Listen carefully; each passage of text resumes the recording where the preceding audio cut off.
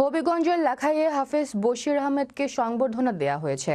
আন্তর্জাতিক কোরআন প্রতিযোগিতায় লাখাই উপজেলার কৃতি সন্তান বাংলাদেশের হাফেজ বশির আহমেদ ইরানে আন্তর্জাতিক কোরআন প্রতিযোগিতায় অংশগ্রহণ করে ১১০টি দেশের মধ্যে প্রথম হওয়ায় লাখাই উপজেলার সর্বসাধারণের পক্ষ থেকে তাকে নাগরিক সংবর্ধনা প্রদান করা হয়েছে।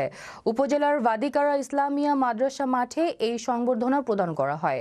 আলহাজ আলী আজম তালুকদারের সভাপতিত্বেও দেলোয়ার হোসেন মান্নার পরিচালনায় এতে বক্তব্য রাখেন উপজেলা পরিষদের chairman Alhaj advocate Mushfiul Alam Azad, vice chairman Amirul Islam Alam, মহিলা ভাইস চেয়ারম্যান আলেয়া বেগম, সাবেক চেয়ারম্যান বামই এনামুল হক মামুন, লাখাই ১ নং UP chairman Arif Ahmed Rupon, UP chairman Abul Kashem Molla Faisal, Maulana Abu Saeed, Maulana Khairul Islam, Mukhlisur Rahman, Mohammad Rasel Mia, Mohammad Arif Mia প্রমুখ।